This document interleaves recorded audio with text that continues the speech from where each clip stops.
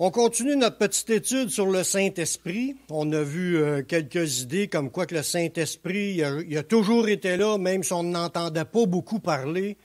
Le monde ne parlait pas beaucoup du Saint-Esprit, mais ceux qui ont écrit la Bible, ils étaient témoins d'actions que le Saint-Esprit faisait, puis ils ont écrit cela dans la Bible.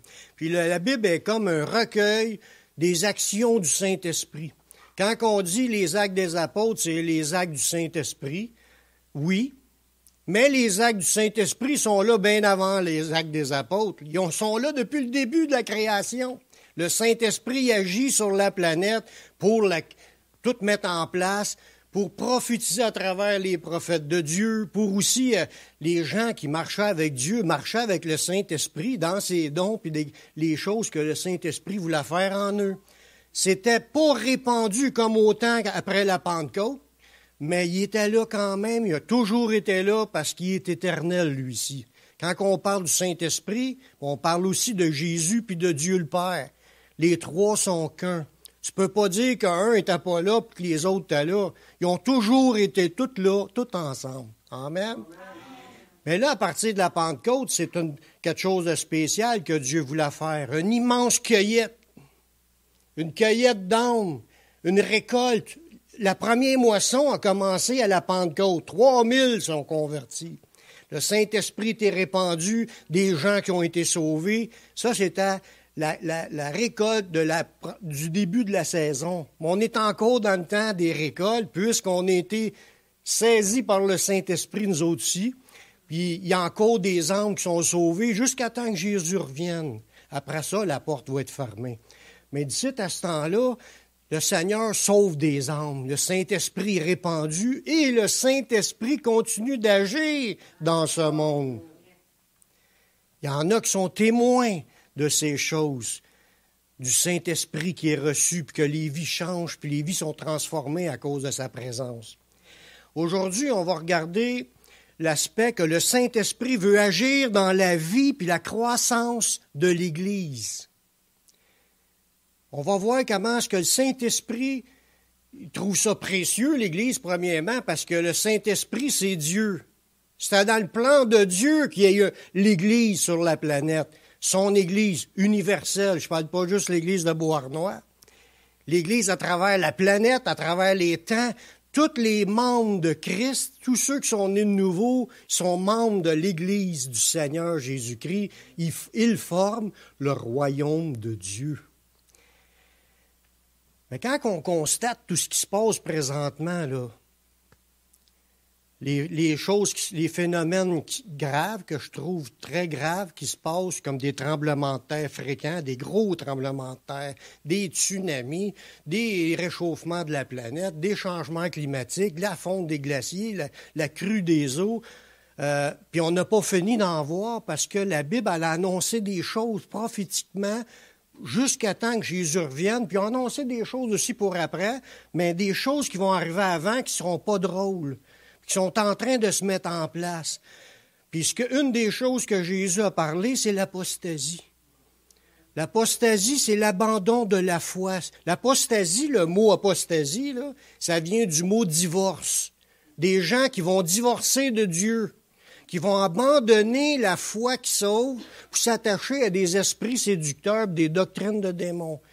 Puis c'est commencé avec tous les systèmes écuméniques qui sont en train de se faire, pensant de vivre l'amour, sont en train d'abandonner la vérité, la parole de Dieu. Puis ça dégrade, là, ça dégringole. Il y a comme une puissance d'égarement qui est commencée, annoncée avant le retour de Jésus, pour que le monde, tous ceux qui ne sont pas ancrés dans la vérité, mais qui prennent plaisir à l'injustice, vont être condamnés. Dieu veut qu'on s'enracine dans sa parole, qu'on marche par la foi et dans la vérité, puis qu'on persévère jusqu'à la fin dans la foi qui sauve. On voit qu'on a plus que jamais qu'on a besoin de l'aide du Saint-Esprit pour faire croître son Église. Parce qu'il y a encore des gens qui sont dans le Seigneur présentement. Puis il va en avoir encore debout quand Jésus va revenir. C'est pas tout le monde qui va apostasier. Il y en a plein qui sont encore là, puis il y en a d'autres qui vont se rajouter. Il y en a d'autres qui vont se rajouter. Le Saint-Esprit va en sauver d'autres. Il va sauver nos familles, il va sauver nos amis. On faut croire que le Saint-Esprit est en train d'agir pour sauver les gens qui nous entourent, qui puissent sauver notre pays. C'est pas écrit dans la Bible que le Canada ne sera pas sauvé. C'est pas écrit, mais on croit. C'est en espérance qu'on avance.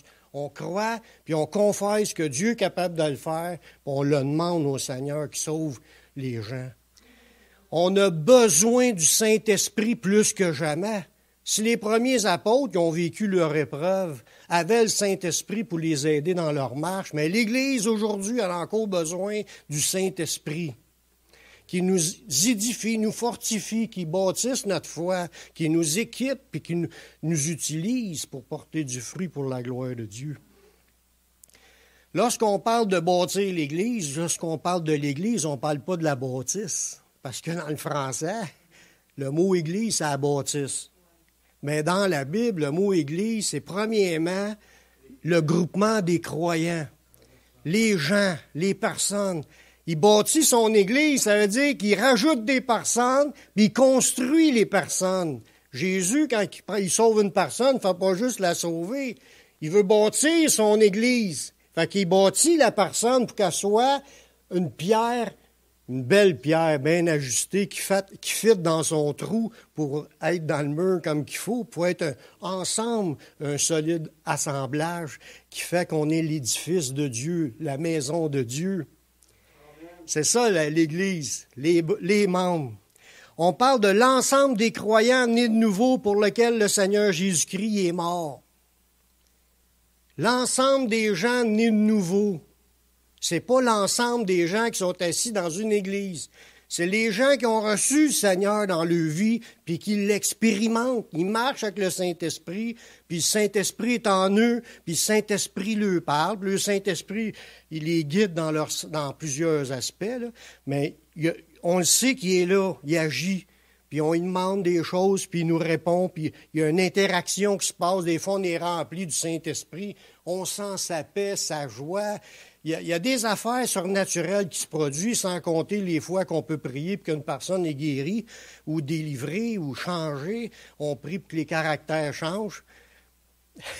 Ma femme, il faut qu'elle prie encore, elle n'a pas fini.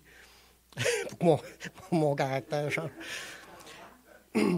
Le Seigneur, il aime son Église. Il aime ses brebis. Du moment que tu es rentré, il t'aime. Mais c'est pas qu'il n'aimait pas le monde avant, il aime quand même le monde, mais il aime encore plus son Église pour laquelle il est mort. Il chérit son Église parce qu'il chérit le Saint-Esprit qui a fait habiter en nous. Il nous a rachetés, on lui appartient, on a son sceau sur le front, propriété de Dieu. Il nous aime. On est important pour lui. Dans Éphésiens 5, 25, ça dit, Marie, aimez vos femmes comme Christ a aimé l'Église. Jésus, il aime son Église. Jésus, il a aimé son Église au point de mourir pour elle. C'est par amour pour son Église qu'il n'y avait pas encore. Parce qu'il y en a des millions qui ont accepté le Seigneur depuis le début de la Pentecôte, puis à part ceux qui étaient là avant, mais particulièrement dans son Église, après sa mort. Il est mort pour l'Église qui était pour avoir. Il les aimait d'avance pour mourir pour nous, qui l'avons accepté, qui l'avons reçu, puis qu'on est sauvé, puis qu'on est devenu enfant de Dieu. Il s'est donné pour nous tellement qu'il nous aimait. Il ne veut pas nous laisser tomber. Il ne veut pas qu'on se détourne de lui non plus. Il veut qu'on demeure en lui. Il dit « Demeurez en moi, puis je vais demeurer en vous ». Il veut qu'on reste dans cette connexion-là, cette unité-là, puis il veut nous bâtir. C'est ce qu'il nous dit, parce que le Seigneur, il est propriétaire de l'Église. Il s'était engagé à la construire, à la faire grandir, puis à la rendre victorieuse, son Église.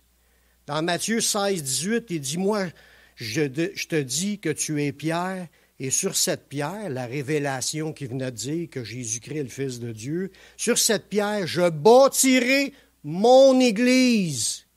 Jésus veut bâtir son Église. Puis son Église, c'est nous. Fait que si on le prend, là, Jésus veut me bâtir. Il veut vous bâtir.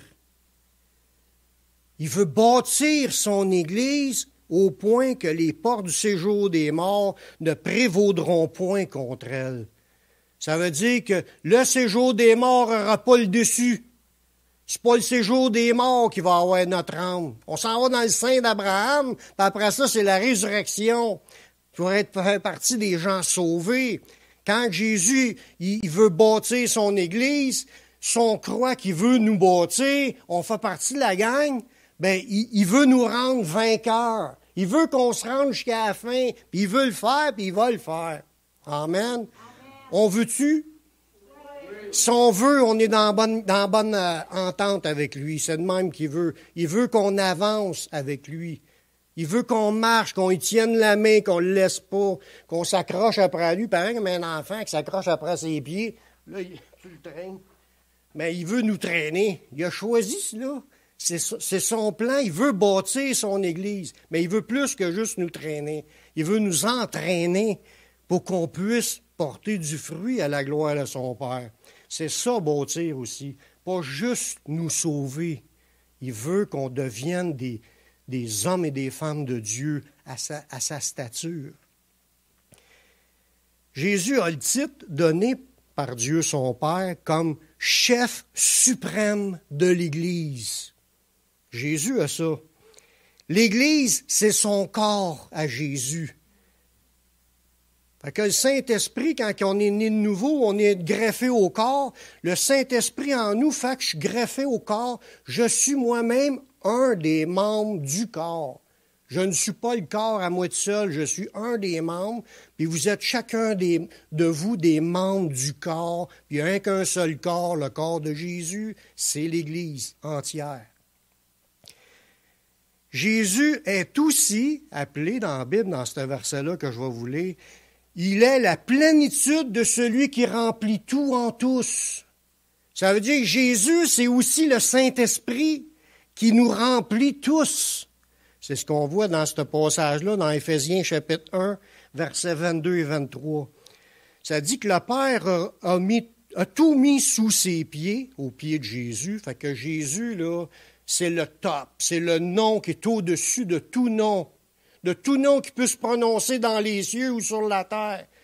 Yeshua, Yamashia, Jésus-Christ, en français, ou ça serait supposé être Josué à la place de Jésus, les traductions. On est un peu mêlés aujourd'hui, mais son vrai nom de naissance, c'est Yeshua, afin qu'au nom de Yeshua, tout genou fléchisse dans les cieux et sur la terre, que toute langue confesse que Yeshua est Seigneur. Il est le chef suprême, tout a été mis sous ses pieds, puis Jésus est l'Esprit qui nous remplit tous. C'est ce que ça dit dans ce passage-là. Il a tout mis sous ses pieds, il l'a donné pour chef suprême à l'Église, Yeshua, qui est son corps, la plénitude de celui qui remplit tout en tous. Ça veut dire quand tu acceptes Jésus comme ton sauveur, tu reçois Jésus, mais tu reçois aussi le Saint-Esprit. Le Saint-Esprit est entré en toi. Jésus est la plénitude qui nous remplit tous. Voyez-vous? Fait que tout ça pour mettre en contexte que le Saint-Esprit, il est là dans l'Église. Quand Jésus est là, le Saint-Esprit est là, puis Dieu le Père est là. Dans cette idée-là de l'Église, du corps, de l'union qu'on est pour former un seul corps, lorsqu'il y a 2 ou 3 personnes qui se réunissent ensemble, ça ne prend pas grand-chose, 2, 3.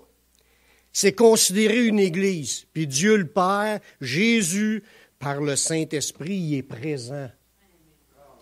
C'est ça que ça dit dans Matthieu 18, 20. « Car 2 ou 3 qui sont assemblés en mon nom, je suis au milieu d'eux. » Si Jésus est au milieu de notre rassemblement, c'est que le Saint-Esprit est au milieu de le rassemblement. C'est reconnu par Dieu une union de 2, 3 et plus.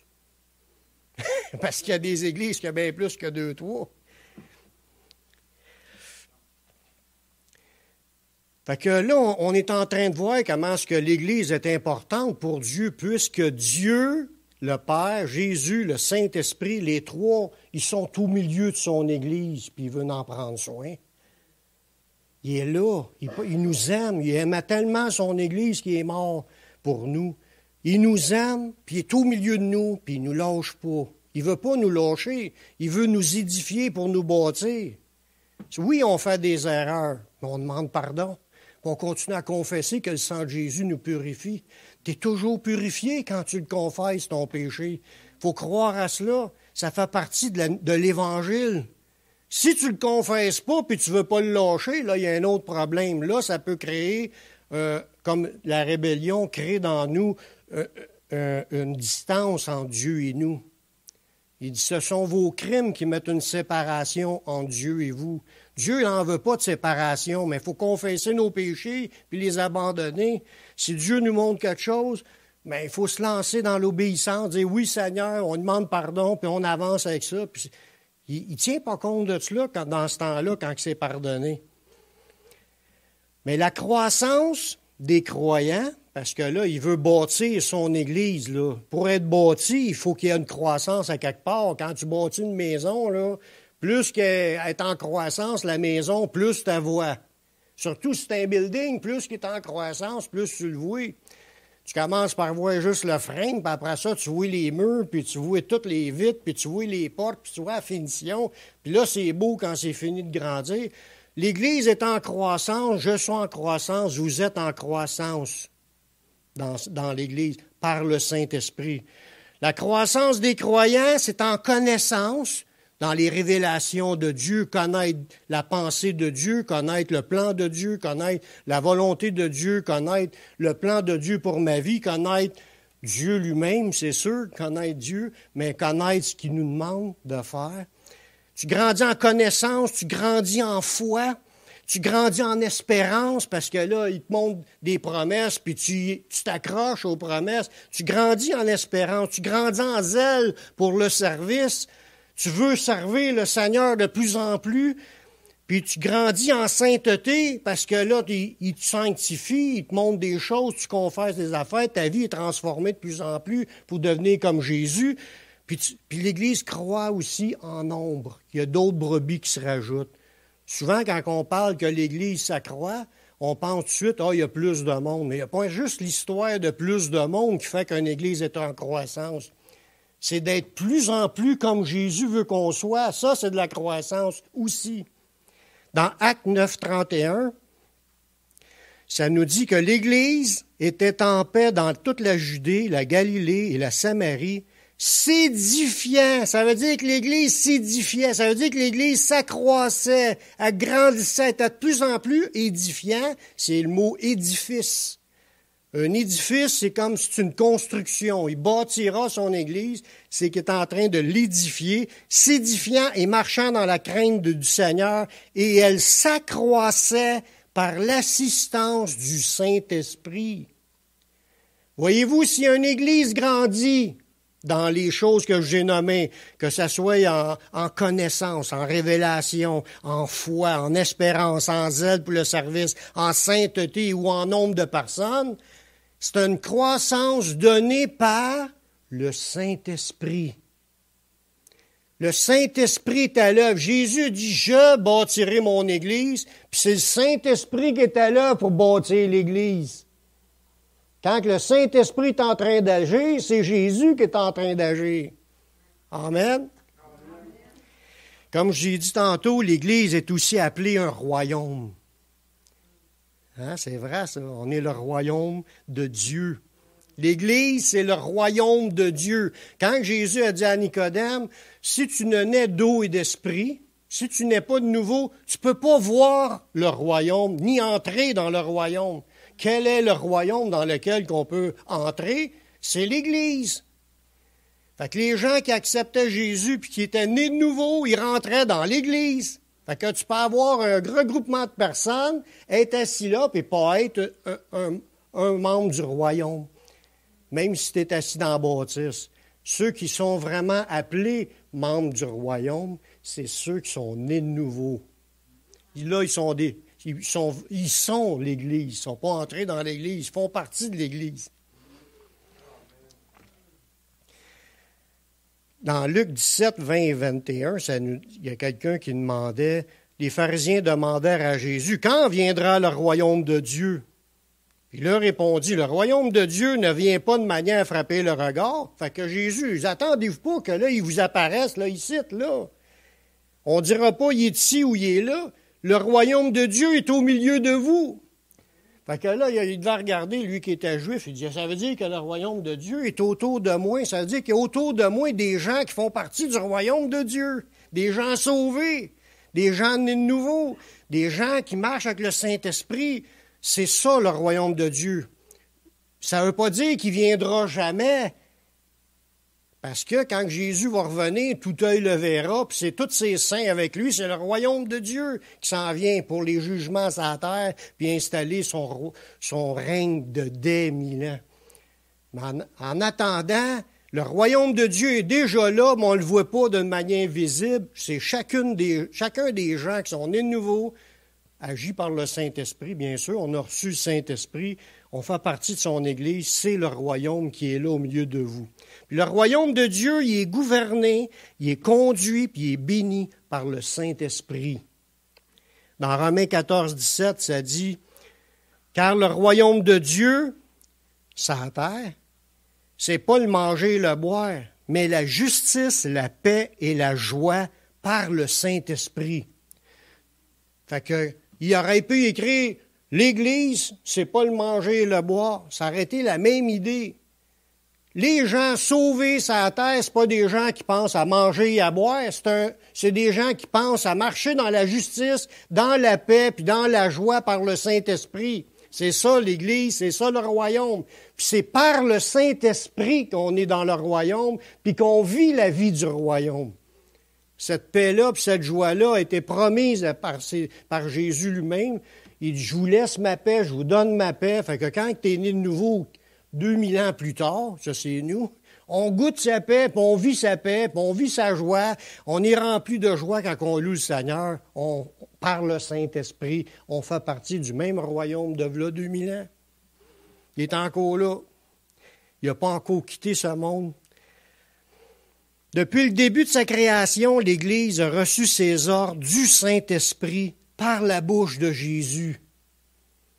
Dans Actes 1-2, ça dit, ça nous parle de Jésus, « Jusqu'au jour où il fut enlevé au ciel, après avoir donné ses ordres par le Saint-Esprit aux apôtres qu'il avait choisis. » Voyez-vous? Fait que l'Église a commencé à être bâtie et a reçu des directives du Saint-Esprit avant même qu'il soit répandu. C'est pas à la Pentecôte qu'ils ont reçu ça. C'est quand Jésus est en train de parler. Parce que quand Jésus est en train de parler, il parlait par la bouche du Saint-Esprit, puis il donnait des ordres à ses apôtres. Fait que quand Jésus parlait, le Saint-Esprit était déjà en action pour donner des ordres à son Église, pour des directives. Quand il a dit « Allez par tout le monde prêcher la bonne nouvelle », c'était un ordre par le Saint-Esprit, donné par la bouche de Jésus, mais ça vient du Saint-Esprit qui est en train déjà de donner une orientation à son Église. Nous, qui est encore valable aujourd'hui, cet ordre-là, comme mission à aller, de répandre la bonne nouvelle à tout le monde qui nous entoure. C'est poussé par le Saint-Esprit à travers Jésus. Y a-t-il un amen à quelque part? Amen. Vous pouvez dire amen n'importe quand. Toute la croissance de l'Église dans la vérité doit provenir du Saint-Esprit, qui est toujours inspiré lui-même par les paroles de Dieu. C'est fort, là. Parce qu'il y a des églises, des fois, qui parlent des nouvelles affaires qui ne sont pas écrites dans la Bible, et disent que c'est le Saint-Esprit qui les conduit. Wow. Le Saint-Esprit, il n'y aura pas au-delà de ce qui est écrit. C'est lui-même qui a parlé à travers Jésus pour dire quoi dire, dans un sens, là. Le Saint-Esprit parlait à travers Jésus, puis là, le Saint-Esprit veut nous conduire aujourd'hui dans les paroles que lui-même sont sorties les paroles de Jésus. Il ne veut pas aller ailleurs. Les nouveautés, les choses extravagantes qu'on voit, ça ne vient pas du Saint-Esprit, ça vient de d'autres esprits qui sont en train d'agir pour séduire. Parce que Dieu veut qu'on obéisse à sa parole, qu'on soit bâti sur la parole qui demeure éternellement. Tout le reste, ça vient pas de lui. Amen. Dans Jean 16, 12 à 15, ça dit, Jésus qui est en train de parler, il dit, j'ai encore beaucoup de choses à vous dire, mais vous ne pouvez pas les porter maintenant. Mais quand le Consolateur sera venu, l'Esprit de vérité, il vous conduira dans toute la vérité. C'est l'Esprit de vérité. Il va nous conduire dans toute la vérité. Puis sa parole est quoi? C'est la vérité. Fait que s'il te conduit dans sa parole, il te conduit dans la vérité, dans toute la vérité de sa parole. Il n'y aura pas au-delà. L'Esprit de vérité, il vous conduira dans toute la vérité. Regardez bien la suite, ça dit encore la même idée. Car il ne parlera pas de lui-même comme s'il inventerait des nouvelles affaires, mais il dira ce qu'il aura entendu. Où est-ce qu'il a entendu ça, le Saint-Esprit? Mais il dit, il vous annoncera les choses à venir, puis il me glorifiera parce qu'il prendra de ce qui est à moi et vous l'annoncera. Ça veut dire que sa job au Saint-Esprit, c'est de prendre ce qui est à Jésus puis d'annoncer cela. Ce que Jésus a parlé, ce qui fait partie de sa parole. Tout ce que le Père a est à moi. C'est Jésus qui dit ça. Ça veut dire, Jésus, il a tout ce que le Père a. C'est à lui. Il est le chef suprême. Il a mis tout sur ses pieds. Mais c'est aussi le Saint-Esprit, c'est aussi Dieu le Père. Fait qu'il dit, tout ce qui est au Père est à moi. C'est pourquoi je vous ai dit qu'il prend de ce qui est à moi. Ça veut dire que quand il est en train de prendre de ce qui est à Jésus, il est en train de prendre ce qui est à Dieu le Père. Puis il vous l'annonce. Puis il dit, il ne parlera pas de lui-même, il va parler de ce que le Père a déjà donné à travers Jésus, ses enseignements, ses révélations, c'est le cadre dans lequel le Saint-Esprit veut agir. Il vous conduira dans toute la vérité, dans ce qui est déjà révélé, de ce qui fait partie de ce qui est à lui. Oui, il y a beaucoup de choses qui sont dites aujourd'hui qui ne sont pas écrites. Ça vient-tu de Dieu? Ça dépend de ce qui est dit. Si ce n'est pas écrit, puis c'est des nouveautés, si ce n'est pas écrit, ça ne vient pas de Dieu. Il faut toujours que les déclarations qu'on fait soient basées sur des versets. Là, tu ne te trompes pas, puis tu ne trompes pas les autres. Il faut que tu demeures dans la parole, puis ça, c'est bien important. C'est le Saint-Esprit, parce qu'on dit qu'il est en train d'agir pour bâtir l'Église, c'est le Saint-Esprit qui choisit les anciens dans l'Église pour la nourrir spirituellement. C'est le Saint-Esprit qui avait dit, comme par exemple, il a dit, mettez-moi à part Barnabas et Paul pour le ministère. Mais les gens qui sont dans le ministère, c'est le Saint-Esprit qui les appelle. Il faut que tu aies un appel de Dieu. C'est pas le cours biblique que tu vas suivre qui fait de toi un reconnu par Dieu. Ce n'est pas celui qui se recommande lui-même qui est approuvé, c'est celui que le Seigneur recommande. Ça veut dire qu'il faut que la personne ait reçu un appel de Dieu pour être dans ce poste-là. Si tu n'as pas cet appel-là, même ça y va, même si c'est capable de dire des choses de la parole de Dieu ou des choses religieuses, morales, peu importe, ça c'est pas reconnu comme étant de Dieu. Si tu veux être sûr que quelqu'un est à sa place pour être en train de faire l'œuvre que Dieu a mis en place, là, mais il a-tu reçu l'appel de Dieu? Puis ça se reconnaît, un appel de Dieu. Mais là, je ne suis pas là aujourd'hui pour prêcher cette idée-là, mais je veux juste vous dire que c'est le Saint-Esprit qui choisit les anciens dans une Église pour nourrir l'Église. Et regardez Actes 20, 28. Paul avait rassemblé les anciens d'Éphèse, puis il leur dit, « Prenez donc garde à vous-même et à tout le troupeau sur lequel le Saint-Esprit vous a établi évêque. » Le mot évêque veut dire surveillant, celui qui check les autres. C'est ça que ça veut dire. C'est pas... faut pas penser qu'un évêque. Non, c'est juste un gars qui a un job. C'est comme à peu près comme si le berger, il a ses moutons, puis il dit à son chien, check-les, là. Là, les chiens, ils courent après pour les ramener. Mais c'est à peu près ça, le job de surveillant. Tu surveilles. Bien, Là, on le met qu'on est des humains, qu'on surveille, on emmène la parole. Mais c'est Dieu, c'est le Saint-Esprit qui est choisi pour les établir, pour surveiller le troupeau. C'est ça que ça dit. Saint-Esprit vous a établi évêque, c'est surveillant, pour paître l'Église du Seigneur. Paître, c'est nourrir. Fait que c'est le Saint-Esprit qui établit des gens pour surveiller et nourrir. Fait que quand tu expliques la parole de Dieu, vous êtes en train de vous faire nourrir. Êtes-vous rassasié par la parole de Dieu? C'est bon, hein? Moi aussi, j'aime ça. C'est bon, ça fait du bien.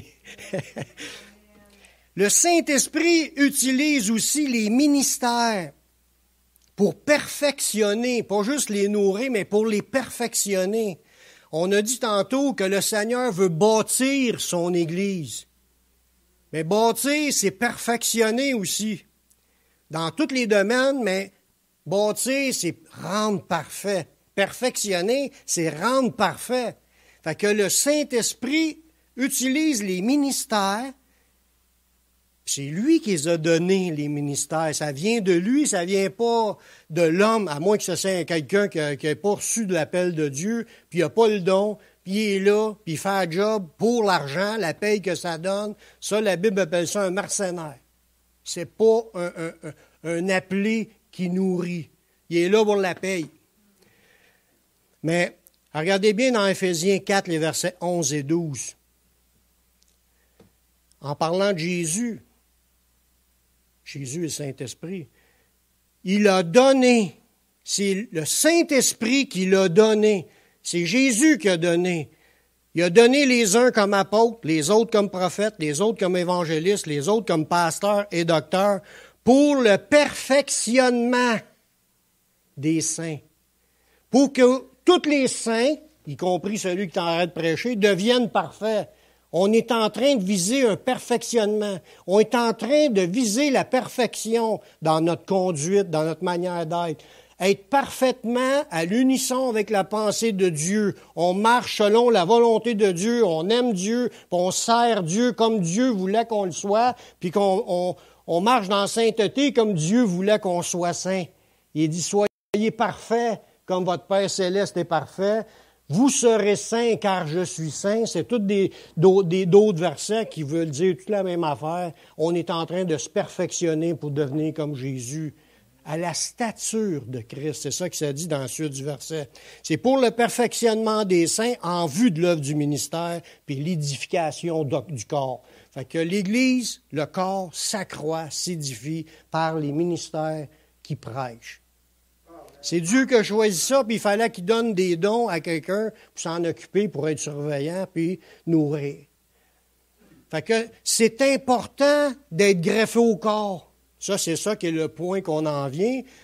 Le Saint-Esprit, Jésus, il dit, il va bâtir son Église, puis il équipe l'Église de tout ce qu'il faut pour qu'elle soit bâtie. Mais si je reste chez nous, je suis en train de me faire bâtir. Si j'écoute pas rien de la parole de Dieu, je passe à côté. Je peux lire la Bible, Dieu peut me parler, mais le Saint-Esprit parle comme au moment là, pour les choses là, dans l'Église. Puis on est rendu là, puis l'Église, faut toujours qu'elle grandisse. Fait que si t'es rendu à cet étage-là à bâtir, le Saint-Esprit continue à bâtir, il faut que tu sois là si tu veux. Sinon, tu vas essayer de bâtir un étage là, puis t'en manques un bout, parce que t'as manqué pendant... Tiens, voyez-vous l'idée? Il faut être là, parce que le Saint-Esprit parle.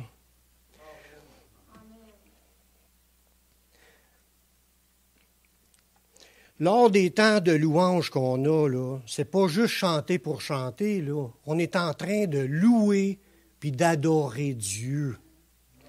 C'est vraiment... Ça fait partie de notre service pour Dieu. On était sauvés dans le but de le glorifier. Si t'es pas là, ou si tu comptes les mouches pendant que c'est le temps de chanter, tu n'es pas en train de faire ce que Dieu t'appelle. Il faut que tu rentres là-dedans. Je veux être un adorateur de Dieu en esprit, en vérité. T'es dans l'Église, on a des temps pour rendre un culte à Dieu, un sacrifice qu'on offre à Dieu. C'est un sacrifice de louange. Le fruit de lèvres qui confesse son nom. C'est le Saint-Esprit qui a voulu nous amener à cela, qu'on prenne du temps. Oui, il y a juste une petite guitare. Eh oui, je sais. Il y a des églises qui n'ont rien. Ils n'ont pas rien, pas d'instrument, mais ils chantent pareil pour la gloire de Dieu. L'important, c'est d'arriver à confesser le nom de Dieu. Si on ne sait pas quoi dire, on suit les paroles qui sont écrites, puis on pense à ce qui est écrit là, puis on les chante à Dieu. Même si on fausse, c'est même pas ça encore le point, c'est pas grave. C'est d'avoir un cœur pour lui par le Saint-Esprit. C'est ça que ça dit, vous allez voir dans l'autre verset, Philippiens 3:3. Car les circoncis, c'est nous qui rendons à Dieu notre culte par l'Esprit de Dieu. Voyez-vous, quand on est en train de rendre un culte à Dieu, notre culte, là, c'est ce qu'on apporte à Dieu, nos offrandes à Dieu, notre service religieux pour Dieu. Quand on offre ça à Dieu, on est en train de rendre un culte à Dieu. Il dit, nous rendons à Dieu notre culte par l'Esprit de Dieu. Ça veut dire, poussé par le Saint-Esprit, on chante les chants en adorant en esprit et en vérité, car c'est de tels adorateurs que le Père demande. Car ceux qui l'adorent doivent l'adorer en esprit et en vérité, mais cette traduction-là aurait pu être dit, ceux qui l'adorent par l'esprit de vérité. Voyez-vous, on rend notre culte par l'Esprit de Dieu. Fait que l'important, c'est d'arriver ici, dans le Saint-Esprit. Si on ne se sent pas dedans, il faut demander pardon quelque part, puis demander qu'il nous remplisse pour qu'on soit en train de célébrer le Seigneur de tout notre cœur. Par notre chair, on n'est pas capable de faire ça, ça ne plaît pas à Dieu. C'est quand on est connecté, puis qu'on est en union avec lui, puis que notre cœur est dans l'union avec lui, puis qu'on offre à Dieu ces louanges-là, puis ces actions de grâce-là, puis ces remerciements-là, puis ces beaux chants-là, inspirés par le Saint-Esprit, en passant. Parce que Dieu a donné aussi le don de poésie à des chrétiens, pour qu'ils ont amené des chants qui amènent le peuple de Dieu à s'élever, à élever leurs pensées devant Dieu. C'est tout le Saint-Esprit qui fait ça. Là, il est en train de bâtir son Église s'accroît pour qu'on soit des adorateurs en esprit et en vérité par le Saint-Esprit. Je ne serais pas capable d'être ça si ce n'est pas lui qui me conduit. Puis s'il y a des journées, je ne suis pas dedans, je ne rentre pas comme les journées, je souhaite être bien connecté. Voyez-vous, tout le monde, c'est la même affaire. Puis c'est pour ça qu'il est important d'être là, puis de se maintenir bouillant, en feu, rempli du Saint-Esprit. C'est là que ça monte vraiment, puis que ça adore Dieu, puis Dieu est content. C'est un culte. Le lien qui nous unit entre chrétiens authentiques, cette unité est produite par le Saint-Esprit. Des fois, là, on sera, mais pas des fois. Admettons qu'on serait rencontrés avant d'être chrétien, on serait-tu parlé? Ou peut-être qu'on ne voudrait même pas se parler, peut-être qu'on ne voudrait rien savoir d'aucun de vous autres, puis qu'on s'envoyerait promener. Ce qui fait qu'on étudie aujourd'hui, c'est à cause qu'on a l'amour de la vérité. On aime Jésus, puis on aime sa parole, puis on aime les saints, les sanctifiés. On s'aime les uns les autres. Cette union-là est produite par le Saint-Esprit. C'est ce que ça nous dit dans Éphésiens 4:3.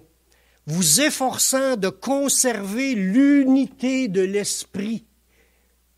L'unité de l'Esprit, c'est le Saint-Esprit, ça, qui fait cette unité-là par le lien de la paix. Vous efforçant, ça veut dire que ça peut qu'on ne soit pas unis.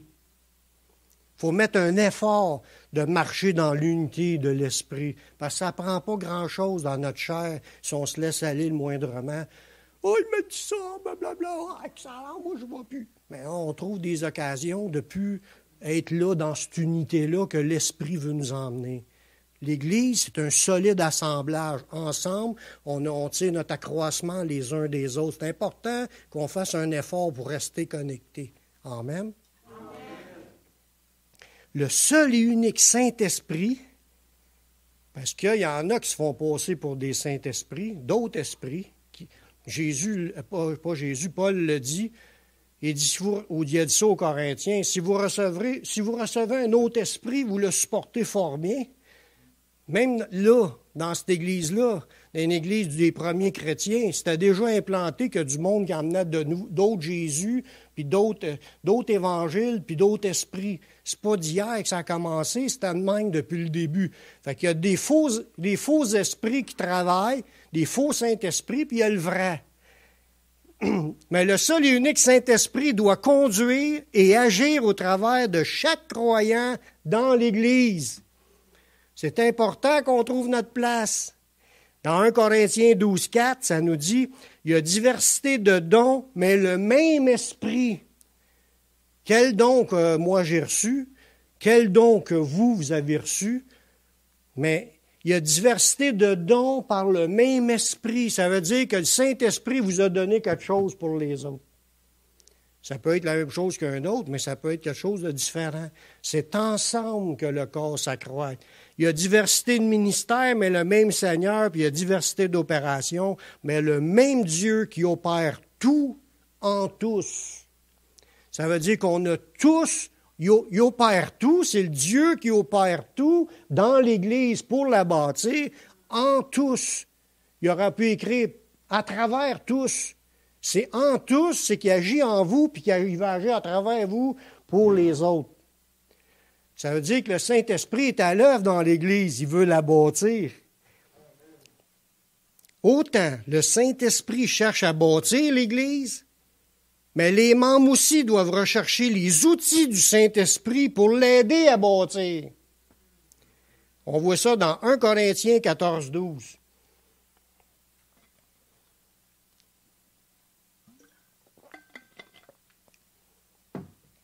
De même, puisque vous aspirez aux dons spirituels, c'est les dons qui proviennent du Saint-Esprit. Ce n'est pas les dons physiques. Tu peux avoir des dons physiques et aspirer à être meilleur dans tes dons physiques. Le don de jouer de la musique, mettons, là, il y en a qui ne sont pas chrétiens, qui sont capables de jouer de la musique.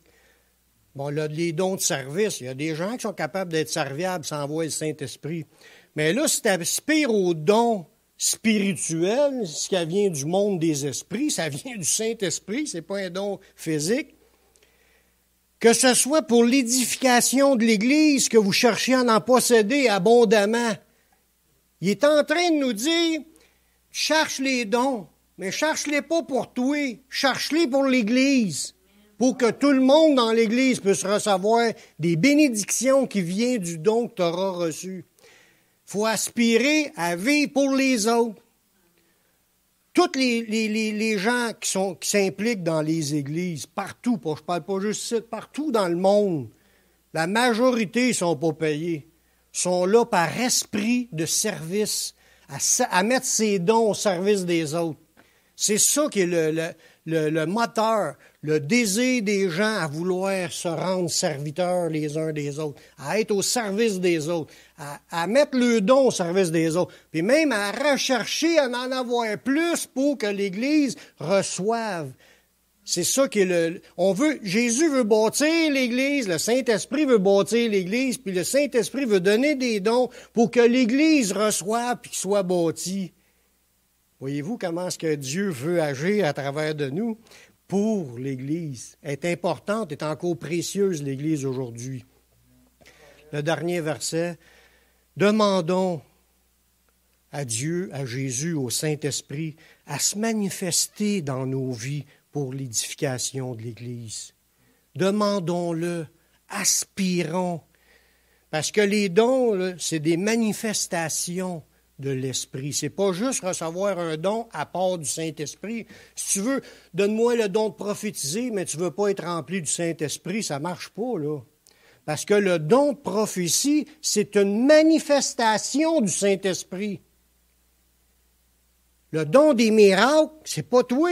C'est une manifestation du Saint-Esprit qui fait l'œuvre du miracle. C'est pas toi. Tu reçois pas nécessairement le don comme tel. Tu reçois que le Saint-Esprit choisit de te choisir pour que tu vois le miracle devant tes yeux suite à ta prière. Mais c'est pas toi qui as le mérite, c'est une manifestation de l'Esprit. Ça veut dire qu'on est encouragé, dans 1 Corinthiens 12, 7, ça dit « Or, à chacun, la manifestation de l'Esprit est donnée pour l'utilité commune. » Mais ce que tu vas voir dans ta vie de surnaturel qui vient du Saint-Esprit, c'est une manifestation du Saint-Esprit. C'est l'Esprit qui se manifeste. Il montre qu'il est présent. Il montre qu'il est là. Il montre qu'il t'approuve. Il montre qu'il agit à travers toi quand il y a des manifestations. Voyez-vous? C'est comme les gens t'écoutent un film, puis ils invoquent des esprits, là. Oh, esprit, manifeste-toi. Mais il appelle un autre esprit à se manifester. Nous, c'est Saint-Esprit, manifeste-toi. C'est ça qu'on veut voir. Une manifestation du Saint-Esprit dans l'Église. Ça va amener l'édification du corps. Amen. Prions. Seigneur, je te remercie pour ta parole. Je te remercie de l'œuvre que tu veux faire à travers nous. Comme tu nous le dis dans ta parole, on n'est que des vases, puis on ne mérite rien, puis on est incapable de quoi que ce soit. Mais je crois que ton Saint-Esprit est capable de tout faire. Je te demande d'agir à travers de nous, Seigneur. D'agir en nous et à travers nous pour l'édification du corps. Tous les dons, Seigneur, sont nécessaires pour la croissance de ton Église, Seigneur. Viens, manifeste-toi au milieu de nous comme tu le voudras, Seigneur, selon ta volonté, selon ta grâce envers nous. C'est des cadeaux. Merci, Seigneur, pour ces dons, ces cadeaux de ton Saint-Esprit pour l'édification de l'Église. On s'en remet à toi pour que tu nous utilises dans cette vie pour glorifier ton nom. Dans le nom de Jésus. Amen.